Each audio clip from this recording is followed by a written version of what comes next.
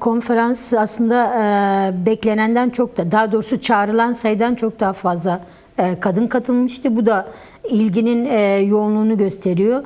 Yani yaklaşık olarak 180 kadın, Kürt, bütün sahalardan kadınlar katılmıştı ve bunlar aynı zamanda delege olarak orada bulunuyorlardı.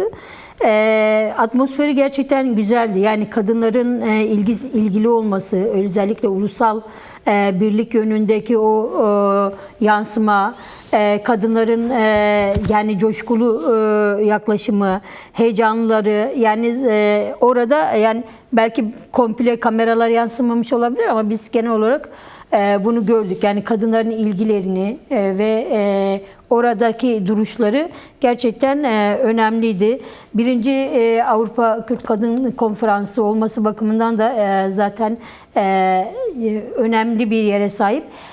Artı şunu söyleyeyim, yani Avrupa'da gerçekleşiyor olması da dört parça Kürdistan'daki katılımı da arttırdı. Evet. Çünkü Avrupa bu açıdan önemli bir saha, önemli bir zemin.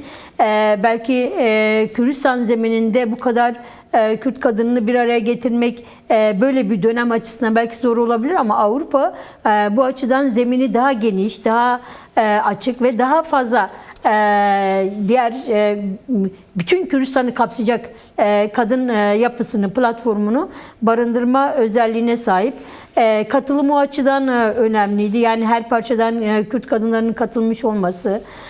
Burada özellikle birlik vurgusunun öne çıkması, kültürel yani değerlerin, dilin, yine yaşamın korunması yönünde taleplerin açığa çıkması.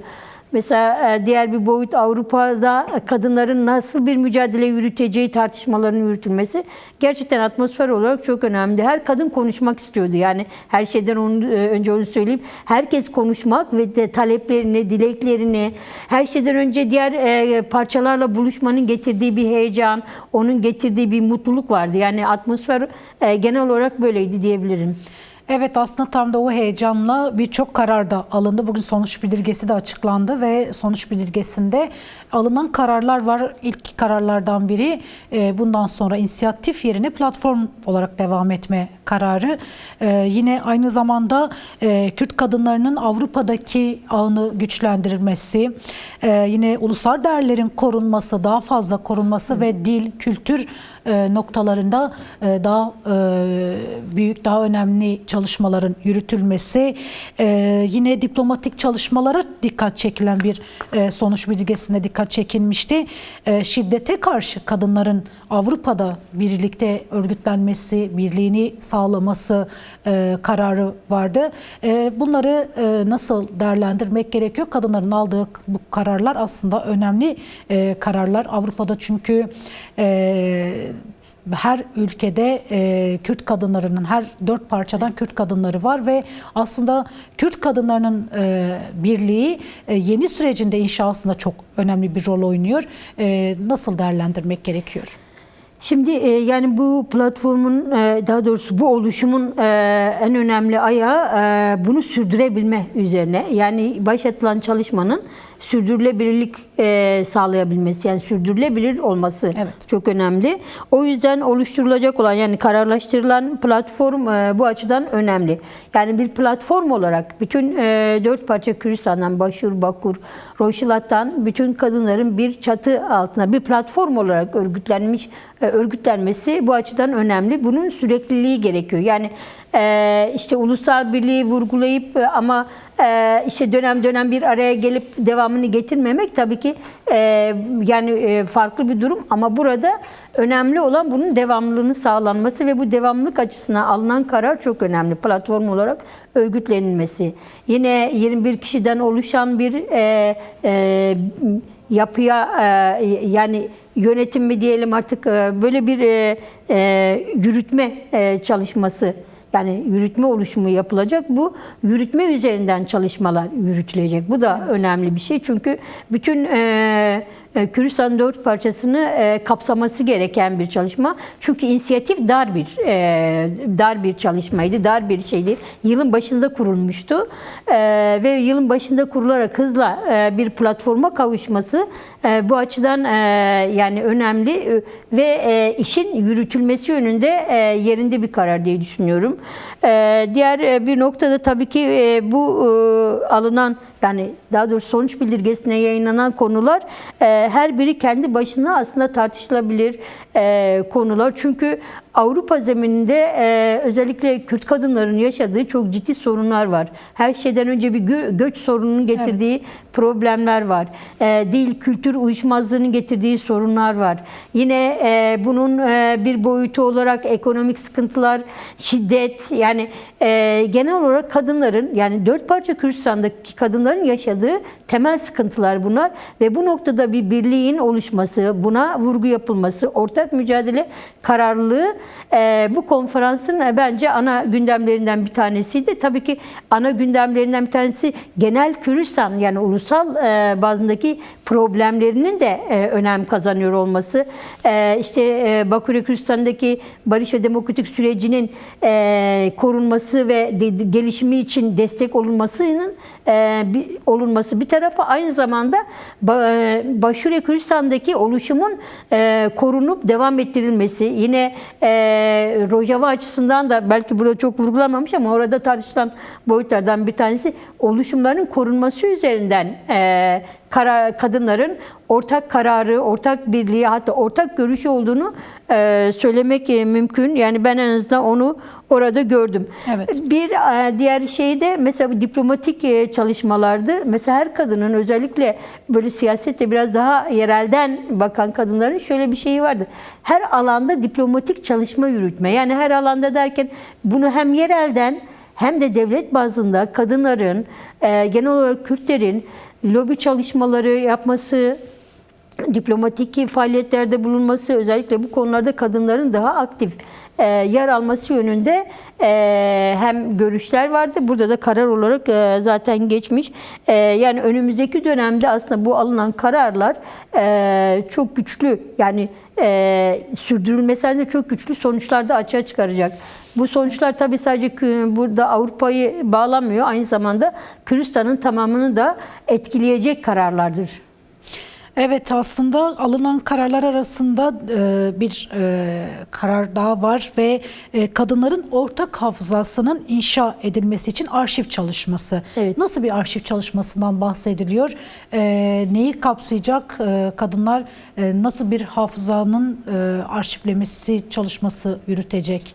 Tabii orada çok bu açık, yani hangi bazında şey yapılması gerektiği konusunda çok açık şeyler, ama şu vardı, yani birincisi tarihsel anlamda bir hafızanın yani onun bilince çıkarılması, belgeler, bulgular ve bunun bir çalışmasının Avrupa bazında yürütülmesiydi. Evet. Ki biliyorsun mesela kadınlar açısından hafıza çalışmaları, kadın kütüphanesi gibi çalışmalar mesela var. Yani Kürdistan'da yapılmış bazı çalışmalar var. Başvuru Kürdistan'da bu konuda hatırlarsanız bir kütüphane oluşumu vardı zaten. Ama Avrupa'da da mesela farklı ülkelerde kütüphane çalışmaları, hafıza oluşturma çalışmaları var. Bunun için Avrupa'da da böyle bir hafıza çalışmasının, yani kadınlar açısından oluşturulması önemli. Mesela yani bu benim kendi orada tartışmalarda çok şey yapamadım ama mesela göçün getirdiği sorunlar, kadınların buradaki problemleri, yine Kürt kadınlarının geçmişten günümüze tarihi, farklı alanlarda açığa çıkan bulgular, belgeler, bunların hem oluşturulması hem bulgu ve belgelerin bir araya getirilmesi, belki şöyle bir şey de yapılabilir, bilemiyorum. Tabii önümüzdeki dönemlerde bizler de takip edeceğiz bu kararları. Evet. Dört parça Kürdistan'daki kadınların yaşayış biçimine ilişkin bulgu ve belgelerin de bir araya getirilmesi, böyle bir çalışma yürütülmesi sağlanabilir. Bu Kürdistan, yani dört parça Kürdistan açısından, kadınlar açısından önemli belgeler, önemli bir hafıza oluşturacaktır. Evet, bu da önemli çalışmalardan biri olacak. Dil vurgusu da aslında yine ön plana çıkmıştı ve bundan sonraki bütün çalışmalarda Kurmancı'nın, Kürtçenin 3 lehçesinde Kurmancı, Sorani ve Kırmançki olacak şekilde tüm çalışmaların yürütülmesi kararı var. Kadınlar aslında yine ana dil konusunda önemli bir karar almış oldu. Ana dildeki hassasiyet, kadınların ana dili bu kadar ön plana çıkarması ve ana dilde ısrarcı olmasını da aslında biraz değinmek gerekirse, özellikle de Kürt ulusal birliği noktasında önemli de bir detay bu. Nasıl değerlendirmek gerekiyor? Bundan sonra Avrupa'da Kürt dilini korumak için nasıl bir çalışma yürütmeyi planlıyorlar? Şimdi şöyle bir şey, yani bu üç lehçenin kullanımı tabii ki, yani hani genel anlamda Kürt kadınların üzerinde çalışma yapıp dil, yani platformlarında, çalışmalarında bu dilin kullanılması esas alacak ama Kürdistan dört parçasında bildiğin gibi hem lehçeler hem ağız birçok, yani özellikle Rojiyat'ta çok sayıda var. Bu konuda hepsinin aslında korunması kararlılığı var. O anlamda da çok önemli. Evet. Dört parça Kürdistan'ı da ifade edecek şekilde belirlenen 3 tane lehçe var burada. Evet. Yani bu şöyle bir şey. Şimdi ülke zemininden, kendi ülkesinden göç etmiş, Avrupa'ya gelmiş, yani her toplum için geçerli bir şey ama Kürtler açısından daha fazla bunu ifade etmek mümkün. Asimilasyona karşı kendi varlığını koruma, kendi toplumunu, toplumsal değerlerini koruma, kültürünü koruma çok önemli. Çünkü yani kendi kültürünle bu ülkelerde var olmak bu ülkelere de çok şey katar. Evet. Ama hem kendi kültürünü yaşamama, kültürünü unutma ama aynı zamanda yeninin kültürünü de almama bir şekilsizlik hali doğuruyor.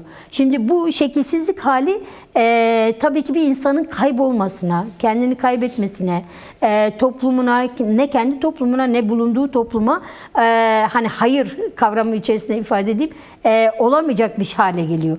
Şimdi bir insan kendi kültürünü, dilini, yapısını koruduğu oranda aynı zamanda diğer halkların diline saygıyı da arttırır. Ve onlarla birlikte ortak bir yaşamı sağlayabilir. Fakat kendisi olmadan başka bir şekilde katılması ciddi problemler doğuruyor. Bu noktada Kürt kadınlarının almış olduğu kendi kültürünü koruma, dilini koruma çok önemli.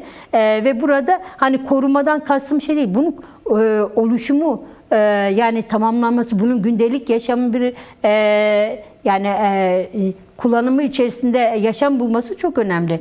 Evet. O yüzden de bu alınan karar hem asimilasyona karşı hem de bulunan topluma daha farklı bir pozitif anlamda bir entegrasyonu daha güçlü sağlayacaktır.